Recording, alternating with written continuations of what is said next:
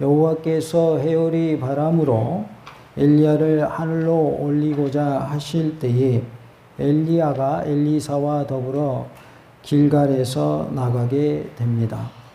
엘리야와 엘리사의 여행은 길갈, 베델, 여리고, 요단으로 이어지게 되는데요. 이 험한 여행에서 스승에 대한 엘리사의 인내와 충성심은 명백하게 증거되고 있습니다.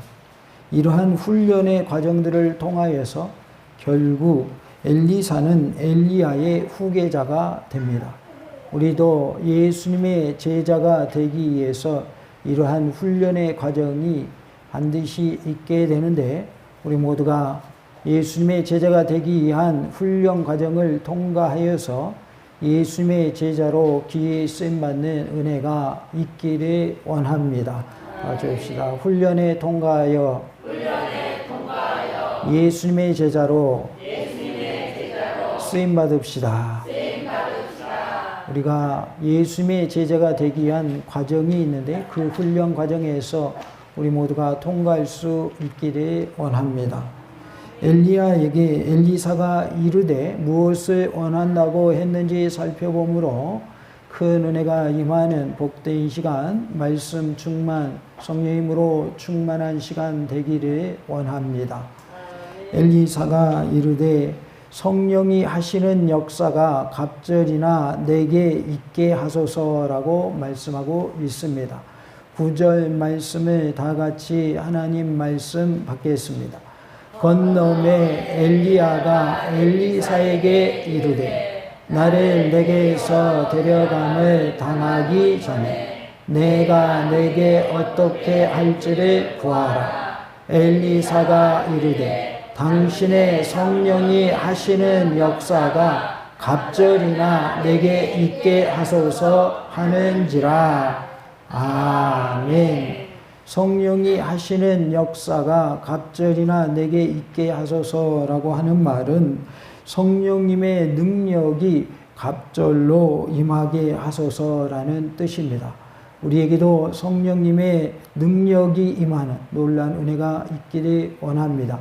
특별히 갑절의 영감을 하나님으로부터 받아서 성령님의 능력을 가지고 행하는 복된 삶이 되시기를 간절히 원합니다. 받으십시오. 성령님의 능력을 갑절로 받아서 하나님이 기뻐하시는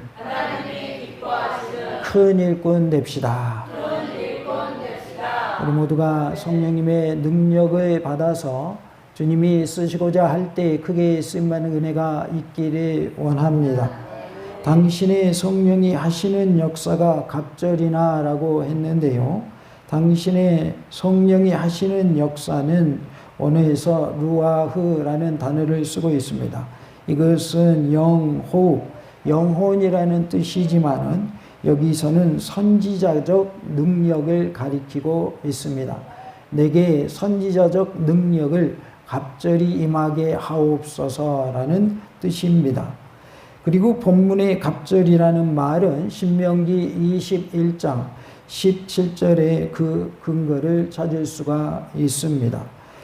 마다들의 분깃을 강조한 표현인데요. 신명기 21장 17절에 반드시 그 미움을 받는 자의 아들을 장자로 인정하여 자기의 소유에서 그에게는 두 몫을 줄 것이니 그는 자기의 기력의 시작이라 장자의 권리가 그에게 있음이니라 라고 말씀을 하고 있습니다.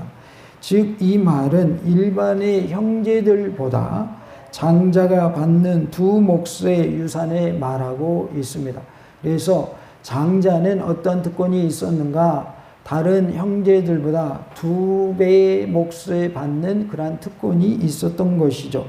따라서 엘리사는 엘리야의 합법한 계승자로서 충분한 지도자의 역량을 엘리야에게 요구한 것입니다.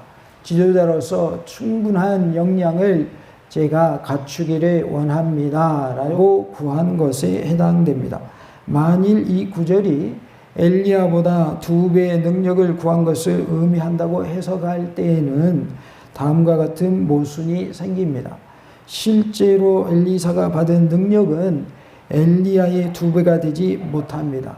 왜냐하면 엘리사가 산 생애의 길이나 그가 나타낸 기적의 수나 양은 엘리야가 행한 것보다 2배의 능력을 의미한다고 볼 수 없기 때문입니다. 또한 그러한 요구는 주인을 모시는 종된 자로서 가장 겸손치 못한 행위이기 때문입니다. 그래서 예수님께서는 종이 결코 그 주인만 못하다고 했습니다. 마태복음 10장 24절에 제자가 그 선생보다 또는 종이 그 상전보다 높지 못하나니라고 말씀합니다. 따라서 엘리사가 엘리야에게 갑절의 영감을 요구한 것은 하나님의 일에 대한 열심을 나타낸 표현으로서 엘리야 같이 하나님의 권위와 능력으로 인정받기 위한 것입니다. 그렇기 때문에 오늘의 사역자들도 하나님의 능력을 받기 위해서 먼저 은혜의 보좌 앞에 나아가 무릎을 꿇고 간절히 간구하는 경건의 훈련이 절실히 요청된다 하겠습니다. 히브리서 4장 16절에 그러므로 우리는 긍휼하심을 받고 때를 따라 돕는 은혜를 얻기 위하여 은혜의 보좌 앞에 담대히 나아갈 것이니라 라고 말씀을 하고 있습니다. 은혜의 보좌 앞에 담대히 나아가 무릎 꿇고 간절히 간구하는 경건의 훈련이 있기를 간절히 원합니다. 우리 모두가 은혜의 보좌 앞에 나와야 할 줄로 믿습니다. 무릎 꿇고 간절히 간구하는 모습이 되어야 할 줄로 믿습니다. 이것을 우리는 경건의 훈련이다 이렇게 표현하게 됩니다. 우리는 훈련을 받아야 그리스도 예수님의 좋은 군사가 될 수 있습니다. 세상에 있는 군대도 훈련하지 아니하면 좋은 군대가 될 수가 없습니다. 그래서 매 해마다 정기적으로 훈련하는 것을 볼 수가 있어요. 또 요즘에는 잘 안 합니다만은 민방위 훈련이라고 그래서 적이 쳐들어오면 피하는 훈련도 하지요. 왜 합니까? 훈련을 해야 실제로 전쟁이 터졌을 때 대처하기 쉽기 때문에 그렇습니다. 또 화재 훈련도 해야 실제로 화재가 났을 때 당황하지 않고 그동안 훈련해 왔기 때문에 잘 대처할 수 있기 때문에 화재 훈련도 하는 겁니다. 그래서 훈련이라고 하는 것은 우리가 하나님의 군사로서 예수님의 군사로서 십자가 군병으로서 쓰임받기 위해서 필요한 과정이다라는 것. 반드시 필요하다. 군인에게 있어서 훈련은 필수입니다. 선택사항이 아닙니다. 군인이 총을 쏘는 훈련을 하지 아니하면 실제로 전쟁이 났을 때 총을 잘 쏠 수가 있을까요? 잘 못 쏠까요? 잘 쏠 수가 없죠. 물론 당기면 나가니까 그것은 할 수 있겠죠. 그러나 단순히 총알 나가게 하는 게 군인이 할 일이 아니죠. 군인은 총을 들었다고 하면 누구를 쏴야 돼요? 적군을 쏴야죠. 근데 적군을 쏘지는 않고 그냥 무조건 고개를 푹 쳐박고 총만 쏘면 총알만 아까운 거예요. 실제로 북한에서 무장공비가 내려왔을 때 많은 병사들이 얼굴을 땅에 박고 총을 쐈다고 합니다. 그래서 유유히 도망갔답니다. 북한의 무장공비가. 그렇게 싸워서는 이길 수 없는 거예요. 적을 보고 조준해서 쏴야 적군을 맞추는 것이지 무조건 쏘기만 하면 적이 죽는 게 아니다 그 말이죠. 그래서 훈련이 필요한 거예요. 마귀와 싸워 이기는 영적 전투에서도 훈련이 필요합니다. 평소에 한 번도 기도 안 하다가 갑자기 마귀와 싸우게 되면 그 싸움에서 이길까요? 질까요? 지는 게 당연한 겁니다. 한 번도 기도 안 해요. 1년에 한 번도 교회 와서 기도 안 해요. 그런데 갑자기 마귀와의 전쟁이 터졌어요. 그러면 마귀와 싸워 이길 수 없습니다. 당연히 지는 거예요.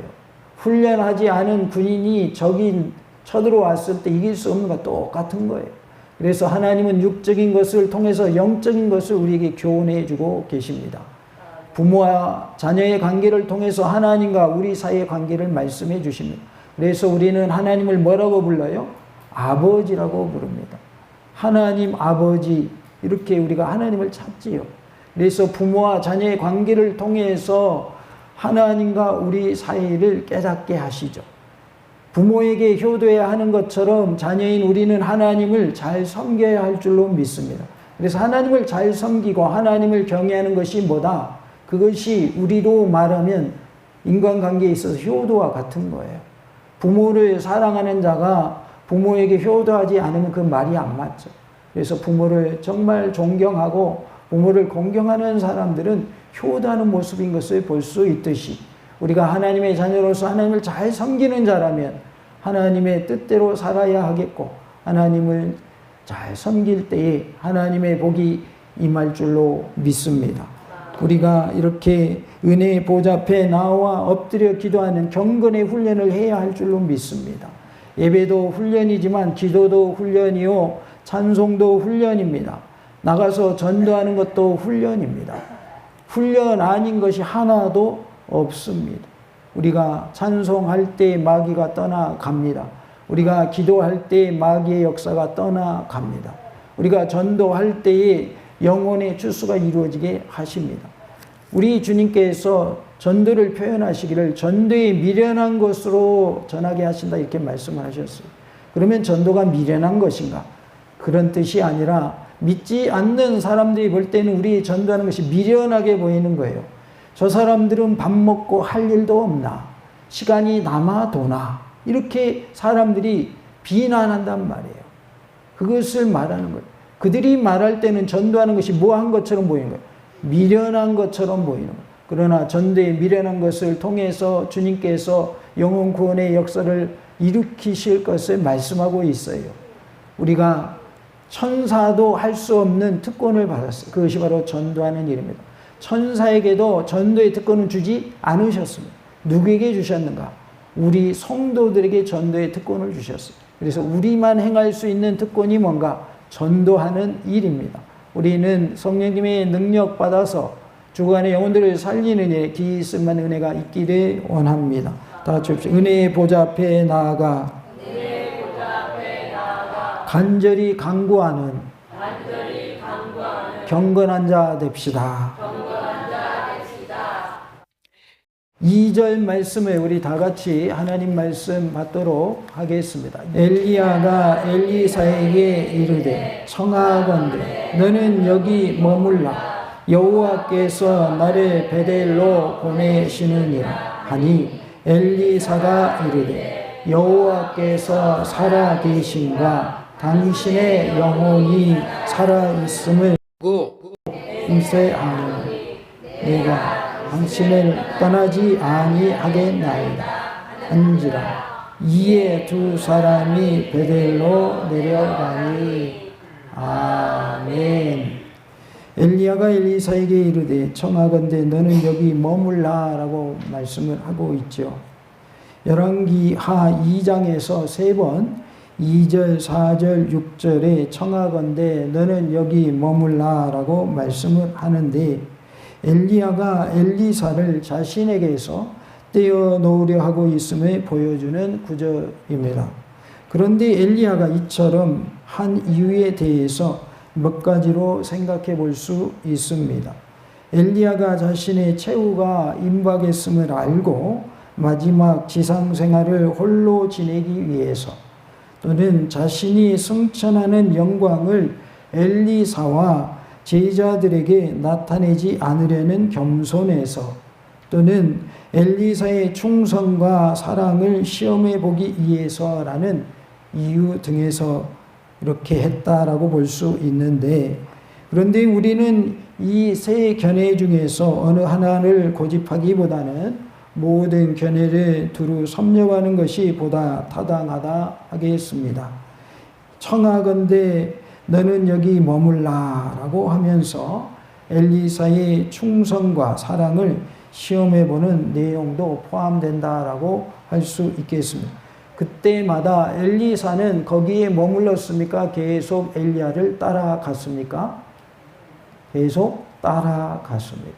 그래서 그는 이제 계속해서 엘리야를 따라감으로 인하여서 결국은 엘리야의 제자가 되는 모습을 볼 수가 있습니다. 우리가 예수님의 제자가 되기 위해서도 예수님을 끝까지 따라가야 예수님의 제자가 되는 것이지 중간에 포기하면 예수님의 제자가 될 수 없는 것입니다. 또 사람들이 자기의 뒤를 이어서 일할 사람을 고를 때에도 일부러 시험을 한다고 그럽니다. 그래서 일부러 구박도 주고 또 일부러 어려운 문제도 내주고 해결해라 이렇게 말하기도 하고, 그래서 그 중에서 끝까지 남아있는 사람을 자기 후계자로 세운다고 합니다. 또 자녀들 가운데에서 후계자로 세울 사람을 정할 때에도 한 사람을 두고 하는 것이 아니라 여러 사람에게 공동 과제를 줘서 잘 해내는 사람을 후계자로 세운다고 합니다. 과거에는 왕제도가 있었습니다. 왕이 있으면 여러 왕자가 있을 경우에 그때에도 왕이 아무에게나 무조건 왕위를 내주는 것이 아니라 그 중에서 골라가지고 세자로 세우는 것을 볼 수가 있어요. 그래서 세자 책봉되는 사람이 반드시 장자는 아니더라라는 것을 우리는 역사를 통해서도 알 수가 있습니다. 장자인 사람이 세자로 책봉되는 경우도 있지만 그렇지 않은 사람이 세자로 책봉돼서 다음 왕이 된 것을 우리는 역사를 통해 얼마든지 찾아볼 수 있습니다. 하나님의 자녀로 또 예수님의 제자로 쓰임받기 위해서는 끝까지 예수님을 따라가는 모습이 되어야 할 줄로 믿습니다. 우리가 인생을 살아감에 있어서도 마찬가지지만 예수님의 제자로 사는 데 있어서도 항상 좋은 일만 있지는 않다라는 거예요. 어려울 때도 있고 또 힘들 때도 있고 슬플 때도 있는 거예요. 좋은 일만 있지는 않더라 그 말이죠. 그때마다 우리는 끝까지 예수님을 따라가는 모습이 되어서 예수님의 제자로 끝까지 쓰임받는 은혜가 있기를 원합니다. 다 같이 해보겠습니다. 끝까지 예수님 따라갑시다. 중간에 포기하지 마시고 끝까지 예수님 따라가시기 바랍니다. 3절 말씀을 다 같이 하나님 말씀 받겠습니다. 베델에 있는 선지자의 제자들이 엘리사에게로 나와 그에게 이르되 여호와께서 오늘 당신의 선생을 당신의 머리 위로 데려가실 줄을 아시나이까 하니 이르되 나도 또한 아노니 너희는 잠잠하라 하니라. 아멘. 베델에 있는 선지자의 제자들이라고 나오는데요.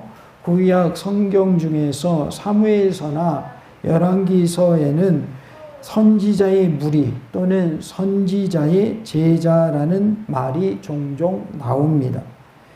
이들은 영적으로 지극히 암울했던 시기에 이스라엘 민족의 영적, 도덕적 회복의 필요성을 절감하여서 당대의 위대한 선지자였던 사무엘, 엘리야, 엘리사의 수하에 몰려든 자들입니다. 이런 무리를 가리켜서 우리는 소위 원시 형태의 선지자 학교라고 부르는데 곧 베델, 여리고 등의 이러한 선지자 학교가 있었던 것을 볼 수 있습니다. 엘리사에게로 나와 그에게 이르되 그랬는데요. 제자들이 엘리사에게 나온 것은 당연한 일이었습니다. 그들이 직접 엘리야에게 나아가기에는 엘리야 선지자의 권위가 너무 컸기 때문입니다. 우리가 교회에서도 목사님께 직접 말하기보다는 누구를 통해서 말하면 부드럽습니까? 사모님을 통해서 말하면 부드럽죠. 그러면 사모님이 알면 목사님이 모릅니까? 압니까? 알죠. 그래서 그걸 생각하시면 되겠어요. 직접 엘리야에게 말할 수도 있지만 엘리사를 통해서 말하면 더 쉽기 때문에, 그리고 엘리야의 권위가 너무나도 컸기 때문에 직접 말할 수 없었던 것이지요. 이렇게 이제 하나님께서 엘리야의 뒤를 이어서 엘리사를 세우시는 과정 중에 있는데요. 여호와께서 오늘 당신의 선생을 당신의 머리 위로 데려가실 줄을 아시나이까? 라는 말씀이 나오죠. 3절과 5절이 같은 말로 하고 있는 것을 볼 때에 베델과 여리고 제자들도 엘리사와 같이 엘리야의 승천에 대해서 무엇인가 알고 있었던 것으로 보입니다. 왜냐하면 아시나이까라는 질문은 어떤 사실에 대해서 확인하려는 말이기 때문입니다. 이번에 서울에서 청년들이 와서 우리 교회에서 수련회 한다고 하는데 그거 알고 계십니까? 그 말은 이미 광고가 나갔다 안 나갔다? 나갔다 그 말이죠.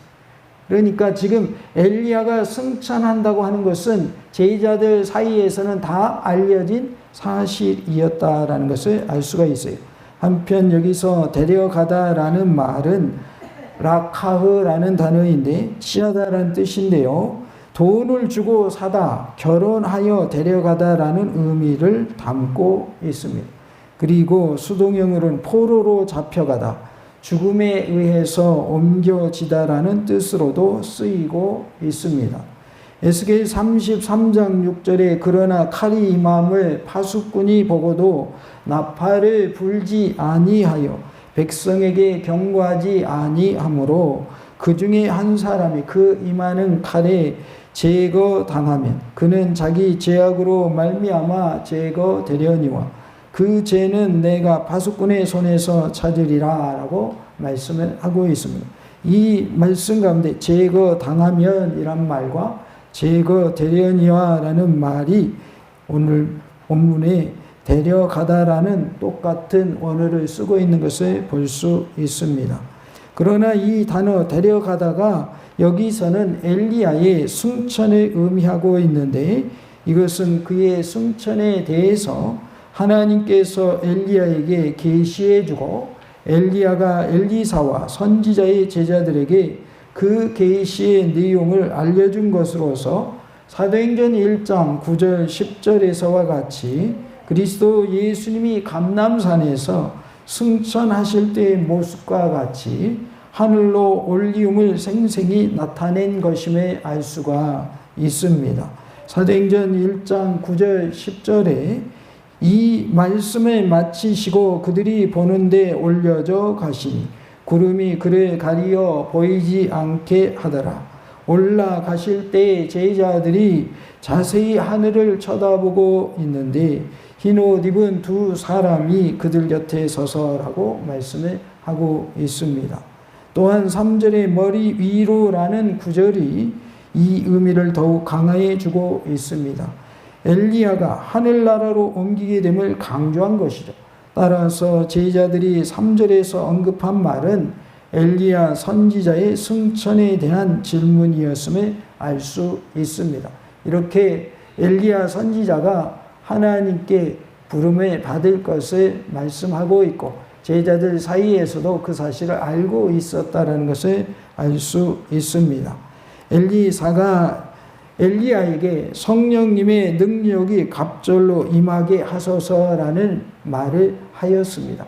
우리도 하나님께 간구하여서 하나님 내게도 성령님의 능력을 갑절로 허락하여 주시어서 하나님의 큰 능력 받아서 성령님의 능력 받아서 주님의 일을 행하고도 나음을 있게 하옵소서 하나님께 간구함으로 응답받는 은혜가 우리 모두에게 있기를 원합니다. 다 같이 합시다. 성령님의 능력이 갑절로 임하게 하옵소서. 우리 모두가 갑절의 영감을 받아서 성령의 능력을 받아서 하나님이 기뻐하시는 복된 삶이 될 수 있기를 간절히 원합니다.